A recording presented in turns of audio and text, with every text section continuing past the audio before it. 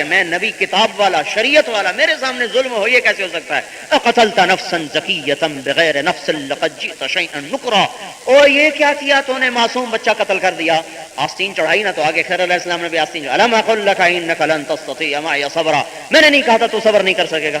پہلے کہا انک لن تستطیع، پھر کہا الم اقل، پھر کہا الم اقل لک، ہر دفعہ لفظ بڑھتا جا رہا ہے، اور لفظ کا بڑھنا معنی کی شدت پہ دلالت کرتا ہے اور گھٹنا اس کی خفت پہ دلالت کرتا ہے، تو غصہ ادھر بھی بڑھ رہا ادھر بھی بڑھ رہا۔ انہوں نے کہا میں نے نہیں کہا تھا، انہوں نے کہا اچھا استاد جی اب غلطی ہو تو مدرسے سے نکال دینا، چھٹی۔ ان سالتوں کا انشا بعدها فلا تصاحبنی، اب پھر مجھے ساتھ نہ لینا، کہا اچھا ٹھیک ہے۔ اب بھوک کب سے لگی ہوئی تھی؟ 48 گھنٹے سے۔ اب جو پہنچے بستی میں اب روٹی مانگ بیٹھے، انہوں نے کہا یار روٹی تو کھلاؤ، انہوں نے کہا جاؤ جاؤ کہاں سے آ گئے۔ اس بستی کے جو لوگ تھے نا، حجاج بن یوسف بڑا ظالم تھا پر ایک احسان کر گیا مسلمانوں پہ، قرآن پر زیر زبر لگا گیا۔ اگر زیر زبر نہ ہوتا تو ہم زیر زبر دیکھ کے غلط پڑھتے ہیں، تو نہ ہوتا تو کیا ہوتا؟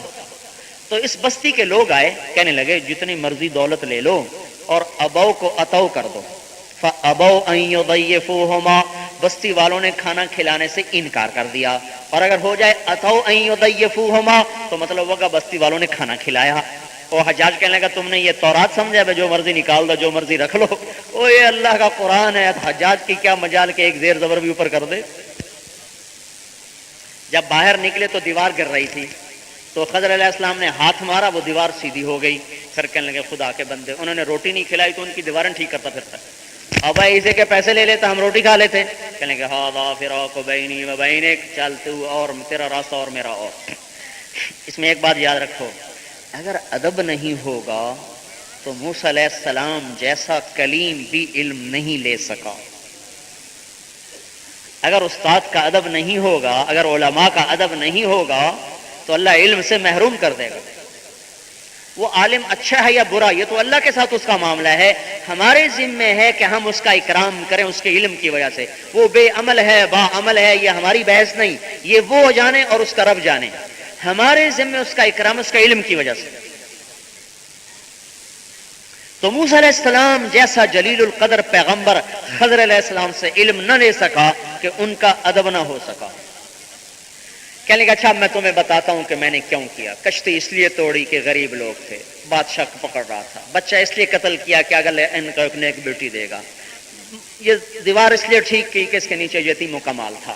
جب جدا ہونے لگے کہنے لگے ایک بات تو بتاؤ، مجھے تو نے ڈانٹا کہ کشتی توڑ دی، ڈوبونے لگا تھا، جب تیری ماں نے تجھے دریا میں ڈالا تھا تو اس وقت ڈوبنے کا ڈر کوئی نہیں تھا؟ جیسے وہ اللہ کا حکم تھا یہ بھی اللہ کا حکم تھا۔ میرے تو پیچھے پڑ گیا کہ بچہ قتل کر دیا، جب تو نے مصری کو قتل کر دیا تھا اور پھر بھاگا تھا مصر چھوڑ کے، اس وقت کیا ہوا تھا؟ وہ بھی اللہ کا امر تھا یہ بھی اللہ کا امر ہے۔ مجھے تو نے کہا کہ تو نے مفت میں دیوار ٹھیک کر دی، پیسے نہ لیے، اور تو نے جو شعیب علیہ السلام کی بیٹیوں کی بکریوں کو مفت پانی پلا دیا تھا اور ان سے پیسے نہیں لیے تھے بلکہ وہ دیوار کے پیچھے بیٹھ گیا تھا کہ اللہ روٹی تو ہی کھلائے گا، تو اس وقت کیا تھا؟ وہ بھی اللہ کا امر تھا یہ بھی اللہ کا امر ہے۔ ہمارے اندر علم کا شوق کوئی نہیں، سکولوں کے پڑھانے میں چکر، ڈاکٹر بنانے کے شوق، انجینئر بنانے کے شوق، تاجر بنانے، اب ٹھیک ہے یہ ہمارے شعبے ہیں، ہم نے ڈاکٹر بھی بنانے ہیں، انجینئر بھی بنانے ہیں، تاجر بھی بنانے ہیں، سپاہی بھی بنانے ہیں، جرنیل بھی بنانے ہیں، پر محمدی پہلے بنانے ہیں۔ انہیں پتہ تو ہو میرا اللہ مجھ سے کیا چاہتا ہے۔ یہ علم سیکھو میرے بھائیوں، اگر جاہل مر گئے تو 2 ٹکے کے نہیں ہوں گے اللہ کی بارگاہ۔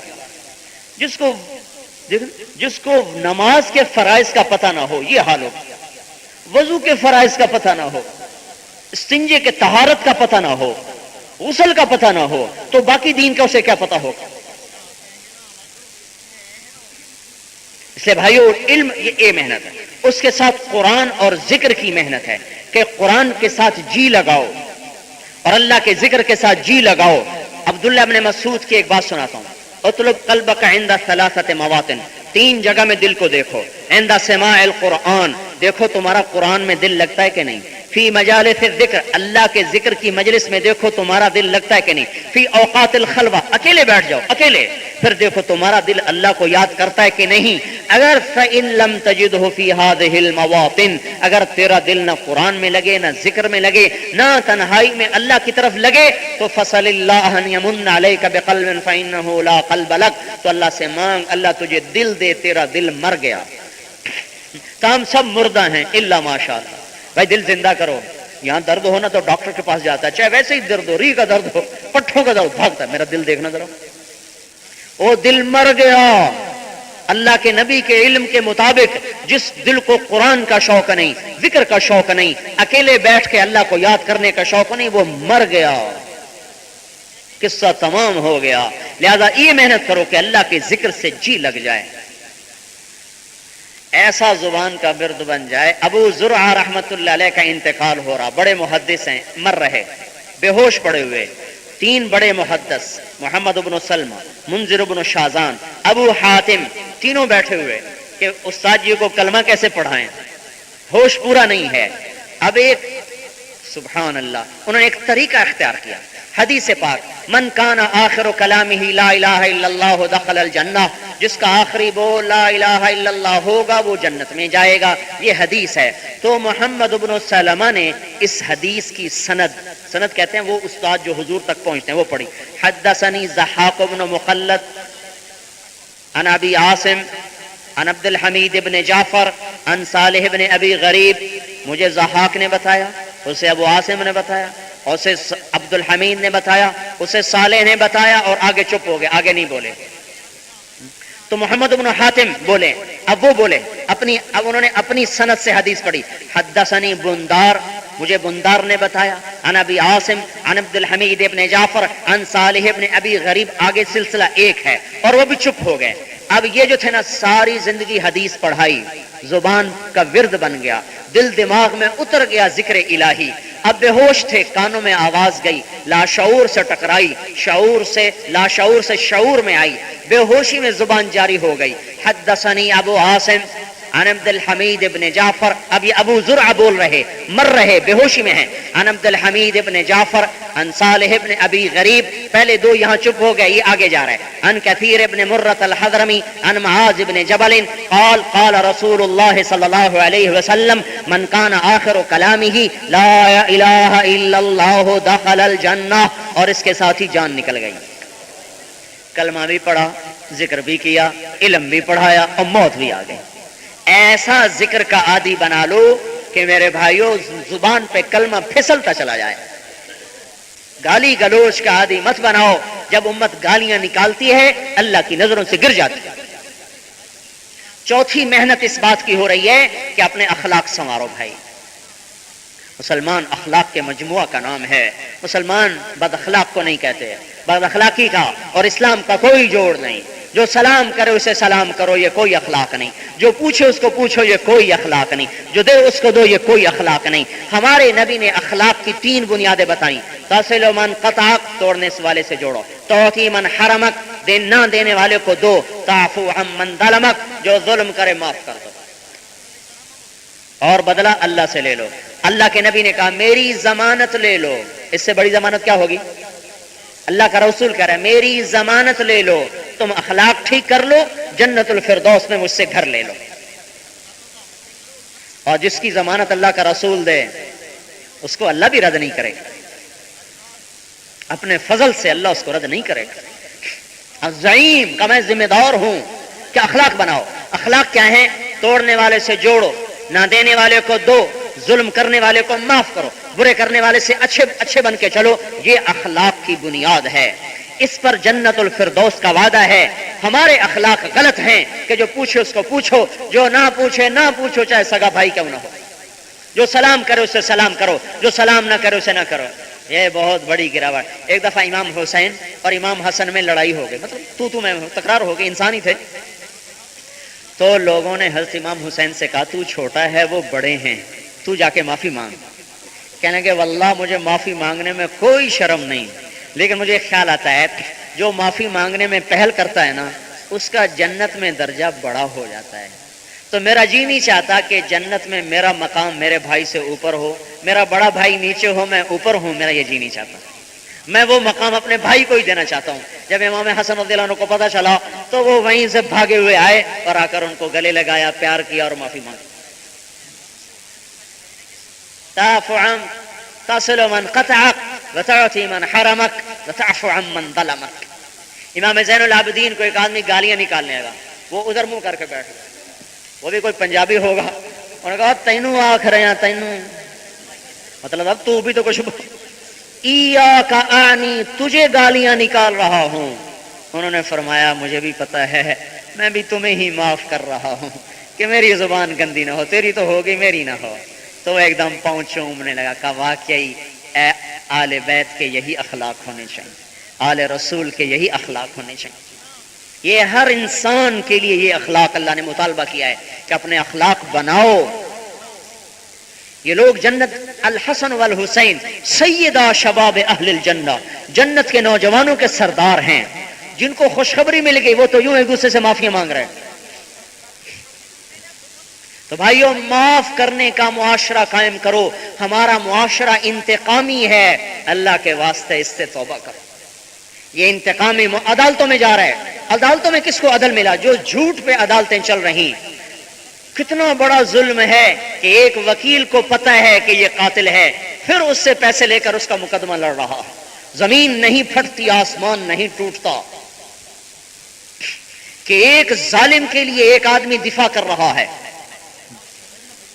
پتہ ہے کہ یہ آدمی زمین دبا کے آیا بیٹھا ہے، پھر اس کی طرف سے مقدمہ لڑ رہا ہے۔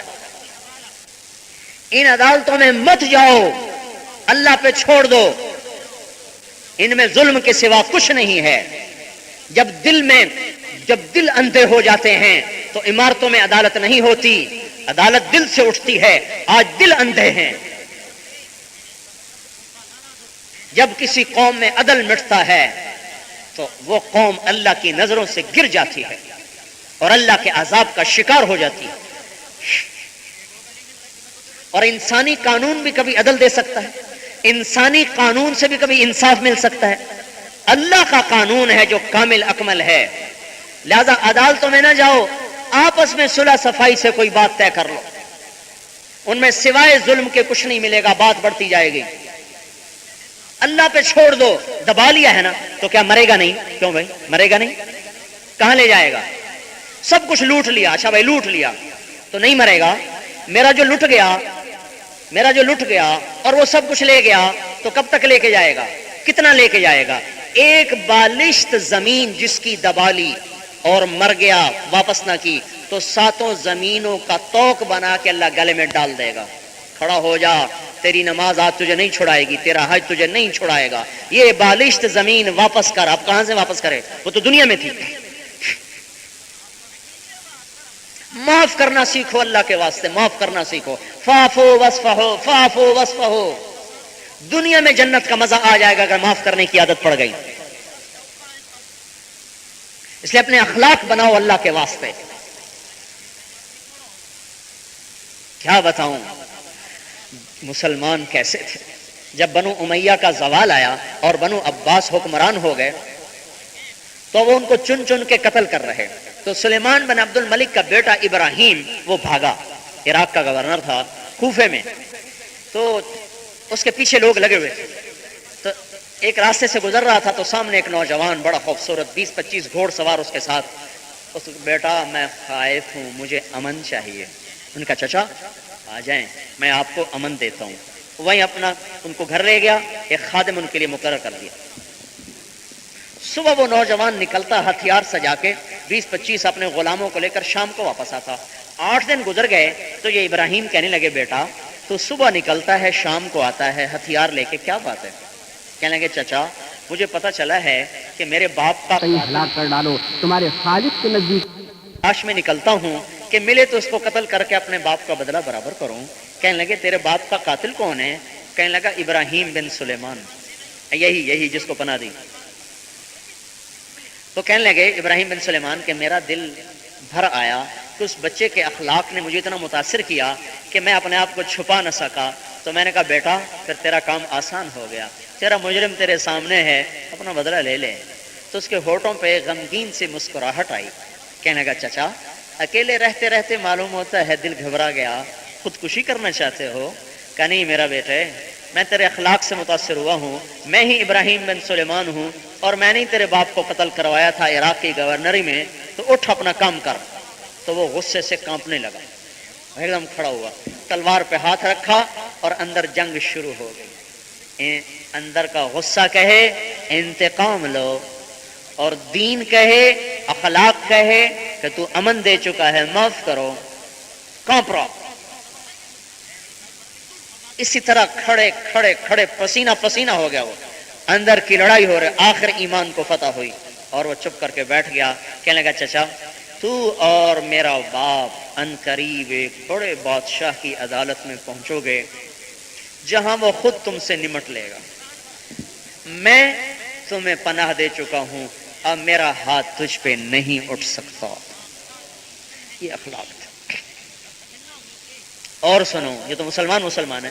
اندلس کے قاضی کے دروازے پہ دستک ہوئی, انہوں نے دروازہ کھولا تو ایک عیسائی نوجوان, حضرت مجھے پناہ چاہیے, لوگ میرے پیچھے ہیں. انہوں نے کہا آ جاؤ بیٹا تمہیں پناہ ہے. اس کو اندر کمرے میں لے گئے. تھوڑی دیر گزری, دروازے پہ دستک ہوئی, دروازہ کھولا تو نوجوان اکیلا اکلوتا بیٹا اس کی لاش لے کے لوگ آ رہے. وہ کانپ گئے, کیا ہوا؟ کہا جی ایک عیسائی نے ان کو قتل کر دیا ہے, یہیں کہیں چھپ گیا ہے, ہم اس کو تلاش کر رہے ہیں لیکن ہمیں مل نہیں رہا. اچھا چلو اس کی تجہیز و تکفین کا انتظام کیا جائے. سب سے فارغ ہو کر جب رات آدھی گزر گئی تو اس کے دروازے پہ دستک. اس نے جو اندر سے کنڈی کھولی تو ایک ہاتھ میں توشہ دان, اس میں روٹی, ایک ہاتھ میں تھیلی, اس میں پیسے. فرمایا بیٹا تمہیں پتا ہے تو نے آج کس کو قتل کیا ہے؟ کہا جی نہیں. کہا جس گھر میں تو نے پناہ لی ہے نا, تو نے اسی گھر کے چراغ کو بجھایا ہے, لیکن میں تمہیں امن دے چکا ہوں, اور مسلمان جب امن دیتا ہے تو ہاتھ نہیں اٹھاتا. یہ پیسے ہیں, یہ روٹی ہے, یہاں سے نکل جا, آگے کہیں پکڑا جائے تو میں بری و ذمہ ہوں.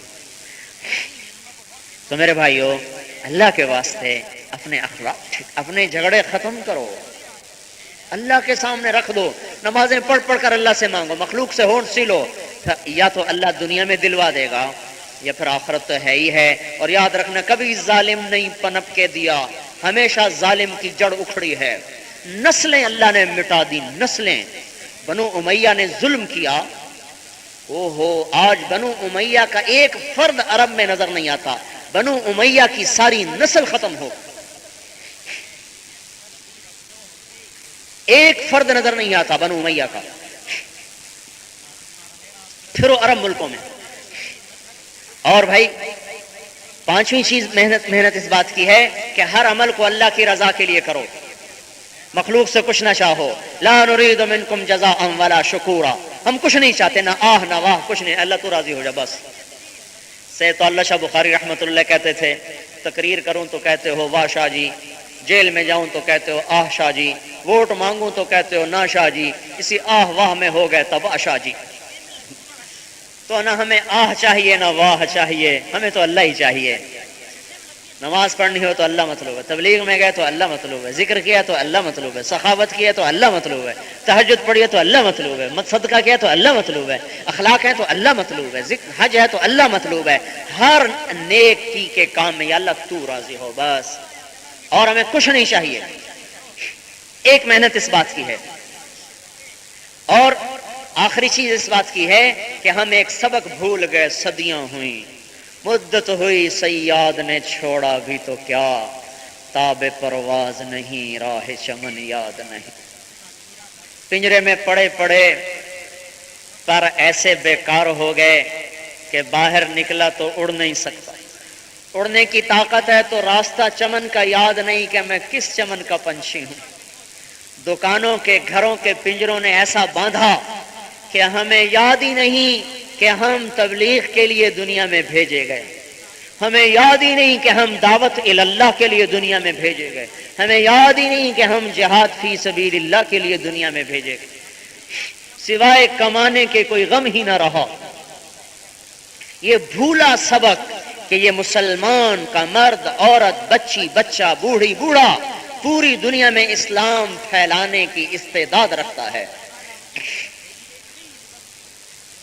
ہر مسلمان اسلام پھیلانا اپنا کام سمجھے کہ دنیا میں دین پھیلانا میرے ذمے ہے، میں اسلام پھیلانے کا ذمہ دار ہوں۔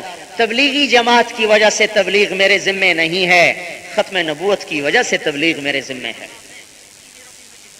میں اپنے نبی کو آخری مانتا ہوں۔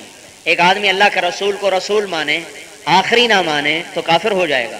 بے شک اور کوئی جھوٹے نبی کا اقرار نہ کرے، کسی نبوت کی کسی نبی کو نبی نہیں مانتا، صرف آپ کو نبی مانتا ہے، لیکن آپ کو آخری نہیں کہتا تو کافر ہے۔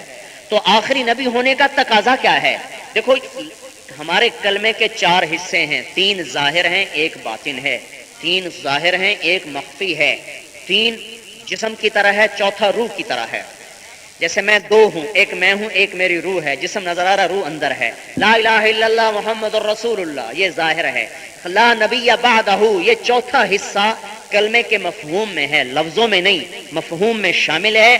جسم میں روح کی طرح، جسم سے روح نکلے جسم بیکار، کلمے سے لا نبی بعدہ نکلے کلمہ بیکار، لا نبی بعدہ آپ کے بعد کوئی نبی نہیں۔ لا الہ کا تقاضا ہے، مخلوق سے کچھ نہیں ہوتا، لہذا مخلوق کے سامنے مت جھکو۔ الا اللہ کا تقاضا ہے کہ اللہ سے سب کچھ ہوتا ہے، لہذا اللہ کے سامنے جھکو۔ محمد الرسول اللہ کا تقاضا ہے کہ آپ اللہ کے رسول ہیں، لہذا محمدی بنو۔ لا نبی بعدہ کا تقاضا ہے کہ تبلیغ کرو۔ رائمنڈ والوں کا تقاضا نہیں ہے، تبلیغی جماعت کا تقاضا نہیں ہے کہ یہ آ جاتے ہیں آپ کو کہتے ہیں چلے لگاؤ، یہ اللہ کا رسول کہتا ہے کہ میرے دین کو پھیلاؤ۔ پھیلانے کے لیے وقت مانگتے ہیں، یہ وقت کی ترتیب ہے، چلہ 4 مہینے، یہ کوئی بدعت نہیں ہے، نہیں تو سارے مدرسے بدعت ہو جائیں گے۔ سیکھنے کے لیے ہے، علم سیکھنے کے لیے مدرسے بنے، علم سیکھنے کے لیے کتابیں بنی، علم سیکھنے کے لیے کتابیں چھاپی گئیں۔ حضور کے زمانے میں تو کتابیں نہیں چھاپی گئیں، حضور کے زمانے میں تو مدرسے کوئی نہیں تھے۔ پہلا مدرسہ 357 ہجری میں نہیں، 304 ہجری میں، 357 میں ایک اور واقعہ ہوا تھا، 304 ہجری میں پہلا مدرسہ مصر میں بنایا گیا، اور اللہ اس کا بھلا کرے جس نے بنایا۔ اگر مدرسے نہ بنتے تو دنیا سے علم مٹ جاتا۔ یہ علم کو بچانے کے لیے تھے، چلہ 4 مہینے، یہ کوئی دین میں اضافہ کوئی نہیں، یہ دین سیکھنے کے لیے۔ جیسے ہم نے 8 سال پڑھا، کون سی حدیث میں لکھا ہوا ہے 8 سال پڑھو تو عالم بن جاتا ہے؟ کوئی نہیں۔ یہ ایک نظم ہے، ایک نظام ہے، چلہ 4 مہینے ایک نظام ہے۔ بھئی دین سیکھنا ہے، دین کو پھیلانا ہے، کچھ وقت تو لگے گا، تو بھئی 4 مہینے لگا ہے، چلہ لگا، اس کی ایک ترتیب بنائی گئی ہے۔ باقی چلہ تو ثابت ہے، موسیٰ علیہ السلام سے چلہ لگوایا کوہ طور پر، تب تورات عطا فرمائی۔ جو 40 دن تکبیر اولیٰ سے نماز پڑھے اس کو 2 پروانے ملتے ہیں، جو 40 دن اللہ کے لیے خالص کر دے تو اس کے دل میں حکمت کے چشمے جاری ہو جاتے ہیں۔ تبلیغی جماعت والے ذمہ نہیں لگا رہے، ختم نبوت کی وجہ سے تبلیغ ذمہ لگ رہی ہے۔ کہاں لگی؟ مینا کی وادی میں۔ کیسے لگی؟ نبوت کا 11واں سال ہے اور آپ کی کوئی سننے والا نہیں ہے، آپ کو مدینے کے 6 آدمی ملتے ہیں، عبداللہ بن رواحہ، ابو الحسن بن تیہان، سعد بن الربیع، اسد بن زرارہ، عبادہ بن صامت، نعمان بن حارثہ، آپ ان کو دعوت دیتے ہیں، یہ مسلمان ہو جاتے ہیں۔ ان کی خوشی میں آپ نے سال پورا گزارا۔ 12واں سال نبوت کا آیا اور جولائی میں حج ہے، مدینے سے 12 آدمی آئے، 5 یہ، ان میں 1 نہیں آئے، 7 اور 12 ہوئے، انہوں نے بیعت کی۔ پھر غار کو صاف کیا، اپنی پگڑی سے سوراخ بند کیے، پھر کرتا اتار کے پھاڑ کے سوراخ بند کیے، پھر آپ کو دعوت دی، آپ اندر آئے۔ جب اندھیرا چھٹا تو آپ نے دیکھا ابو بکر کا کرتا کوئی نہیں، کہا ابو بکر تیرا کرتا کہاں ہے؟ کہا یا رسول اللہ میں نے سوراخ بند کیے تو آپ کی آنکھوں میں آنسو آئے۔ کہا یا اللہ میں ابو بکر سے راضی ہوں، تو بھی اس سے راضی ہو جا اور جنت میں میرا ساتھی بنا دے۔ اللہ تعالیٰ نے فوراً وحی بھیجی، ہم راضی ہیں اور جنت میں آپ کے ساتھی بناتے ہیں۔ 27 کی رات، 28 کی رات، 29 کی رات، 3 راتیں 2 دن رہے۔ یکم ربیع الاول کو نکلے، 8 ربیع الاول کو قباء میں پہنچے، 14 دن قیام فرمایا اور جمعے کے دن 500 مدینے والوں کے ساتھ مدینے کو چلے۔ بنو سالم کے محلے میں جمعے کی نماز پڑھائی اور سنیت الوداع سے عصر کے قریب آپ مدینے میں داخل ہوئے۔ 10 برس پھر آپ نے محنت فرمائی ہے، جس میں قتال بھی ہوا، جہاد بھی ہوا، امر بالمعروف بھی ہوا، نہی عن المنکر بھی ہوا، سارے احکام وہاں نازل ہوئے۔ پھر آپ نے حج کا اعلان کیا تو آپ نے 24 ذو الحج کو ہفتے دن نماز پڑھی ہے اور آپ ظہر کی نماز پڑھ کے نکلے اور وہاں ذوالحلیفہ میں قیام فرمایا۔ 12,000 مرد عورت آپ کے ساتھ ہیں، اور جب آپ مکے میں پہنچے تو 1,24,000 ہو چکے ہیں۔ آپ عمرے کے لیے باب بنی شیبہ سے بیت اللہ میں داخل ہوئے، آپ نے طواف کیا، پھر سعی کی، پھر وادی ابتہ میں جا کے قیام فرمایا 4 دن، پھر اس کے بعد آپ مینا میں گئے جمعرات کو، عرفات میں گئے جمعے کو، جمعے کا حج تھا، اور خطبہ دیتے ہوئے یہ آیت آئی الیوم اکملت لکم دینکم واتممت علیکم نعمتی ورضیت لکم الاسلام دینا۔ میں اللہ ہم نے دین مکمل کر دیا، اسلام مکمل کر دیا۔ پھر آپ شام کو نکلے، مزدلفہ میں آئے، مزدلفہ سے مینا میں آئے اور آ کر کنکریاں ماری، حضرت بلال نے چادر سے سایہ کیا، حضرت اسامہ نے اونٹنی کو پکڑا، پھر آپ واپس ہوئے اور آپ نے 63 اونٹ کی قربانی دی، 37 کی حضرت علی نے دی اور 63 کی آپ نے دی۔ پھر آپ نے